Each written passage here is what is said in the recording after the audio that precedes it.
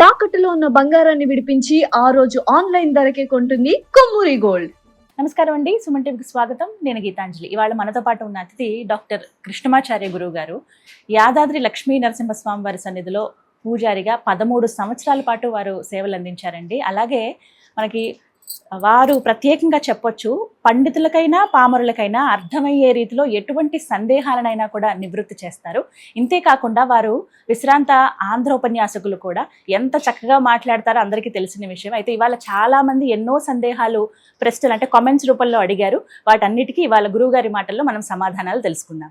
గురుగారు నమస్కారం అండి. అమ్మా సోదరి, సుమన్ టీవీ ద్వారా మీ అందరికీ అభినందన సహస్రాలు.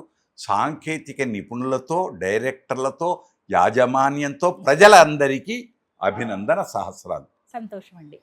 గురుగారు, ఒక సందేహం ఏమిటి అనంటే, వారాల విషయంలో మంగళవారం, శుక్రవారం విశేషంగా చెబుతారు. ఆ రోజు కొన్ని పనులు చెయ్యకూడదని, ఇవి మాత్రమే చెయ్యాలని చెబుతూ ఉంటారు. అవేంటో తెలియచేస్తారా? శుభం. మంచి ప్రశ్న వేశారు. మా మనస్సులో ఏదైతే ఉందో, మా డైరెక్టర్ల మనస్సులలో ఏముంటాయో అలాంటి వైభవాలన్నీ మీరు అడిగారు, ప్రపంచానికి అందిస్తున్నాం. మీరేమో వారాల గురించి అడిగారు. కాలపురుషుని లెక్కిస్తే 12 నెలలు, సంవత్సరానికి 12 నెలలు, 2 అయనాలు, ఉత్తరాయణం, దక్షిణాయనం, 3 కాలాలు, 6 ఋతువులు, 6 ఋతువులు, 3 కాలాలు, 30 రోజులు, 30 రోజులు. 30 రోజులలో 2 పక్షాలు, శుక్లపక్షం, కృష్ణపక్షం.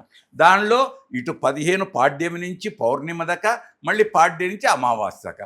దీనిలో మధ్యలో ఒకటి వచ్చాయి. మీరు మంగళవారం, శుక్రవారం ఎట్లా అడిగారో ఈ తిథులలో కూడా అష్టమి, నవములు వచ్చాయి.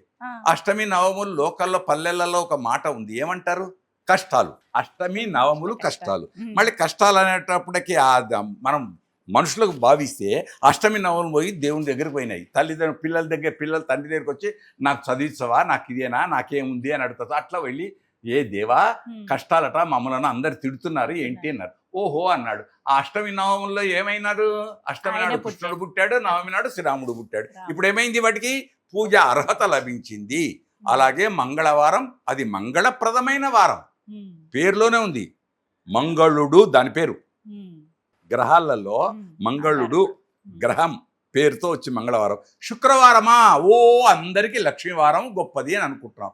అన్నీ శ్రేయస్కరమే. సృష్టిలో చెడు అనేది ఏదీ లేదు. ఇది గొప్పది.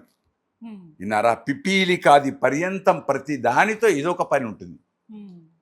మీరు మంగళవారం ఎట్లా అన్నారో, ఎప్పుడైనా ఏ స్త్రీ అయినా గులాబీ పువ్వును, మల్లెపూలను, వీటిని బాగా పెట్టుకుంటున్నారు. గొప్ప గొప్ప పూలను, మల్లెలు, జాజి మల్లెలు పెట్టుతున్నారు. కానీ తంగేడు పూలను పెట్టుకునే వాళ్ళు ఎవరున్నారు? పెట్టుకోరుగా. మళ్ళీ పల్లెలలో తంగేడు పువ్వుని పెట్టుకుంటారు. మట్టి తీసుకొని వెళ్ళేటప్పుడు ఎర్రమట్టి అలకటానికి, ఇల్లును అలకటానికి ఎర్రమట్టి పండగలకు కానీ పెళ్ళకి కానీ తెచ్చేటప్పుడు అందులో పైన ఒక తంగేడు పువ్వు ఉంచేస్తారు, శిఖలో ఒక తంగేడు పువ్వును పెట్టుకుని వస్తారు. ఇప్పుడు పల్లె వాళ్ళు గొప్పనా, గులాబీ పువ్వు పెట్టుకున్న వాళ్ళు వీళ్ళు గొప్పనా? మూఢ భక్తి అంటాం. నిజమైన భక్తి ఎక్కడ? అందుకు తెలంగాణ ప్రాంతంలో బతుకమ్మ పూజ నాడు తంగేడు పువ్వుకే ప్రాధాన్యం. మళ్ళీ ఇప్పుడు మంగళ గౌరికే ప్రాధాన్యం. మంగళవారం మంగళ గౌరికే ప్రాధాన్యం. అలానే తిథులలో అమావాస్య చేయడానుకుంటారు. కాదు, అమావాస్య నాడు ఏం చేస్తాం? పితృతర్పణాలు చేస్తాం. పితృదేవతలకు తర్పణాలు ఇచ్చి గొప్పగా చేసేది అమావాస్య. అమావాస్య నాడు ఆడబిడ్డ పుడితే మహాలక్ష్మి వచ్చింది అంటాం. ఇది మన భావన పరంపరలే తప్ప ఇది చెడు, ఇది మంచి అని కాదు. కాకుంటే జ్యోతిష్ శాస్త్ర రీత్యా ఉంది ప్రభావం. జ్యోతిష్ శాస్త్ర రీత్యా ఒప్పుకోం. మంగళవారం జ్యోతిష్ శాస్త్ర రీత్యా ఆ గ్రహ సంచారం దానికోసం ఒప్పుకోం. కాబట్టి ఆఖరికి పండితులు ఏం చేస్తారు? ఆదిత్యాదీనాం నవానాం గ్రహాణం అత్యంత ఆనుకూల్యత ఫలసిద్ధిరస్తు శుభ ఏకాదశ స్థాన ఫలావాప్తిరస్తు.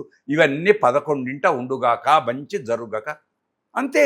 చెడేమన్నా ఉంటే దూరం పోయి మంచి అగుగాక. కనుక మనం దాన్ని చెడు అనొద్దు, మంచి అనొద్దు. ఉండేది ఉంటుంది, పోయేది పోతుంది. కనుక ఏదైనా శ్రేయస్కరంగానే భావిస్తే ఏ లేదు. 7 రోజులు. 7 రోజులు ఎందుకు పెట్టాడు భగవంతుడు? వ్యాపారంలో 7 అనరు. 5, 6, 6, 8 అంటారు. మార్కెట్లో మీరు వెళ్ళి కొనండి, పండ్లు కొన్నా వాళ్ళు 6 అని 7 అని అన్నారు. మళ్ళీ పెళ్ళికి వస్తే 7 అడుగులు, 7 స్వరాలు, ఆఖరుకు అరుంధతి నక్షత్రం సప్తఋషి మండల దర్శనం. అది 7.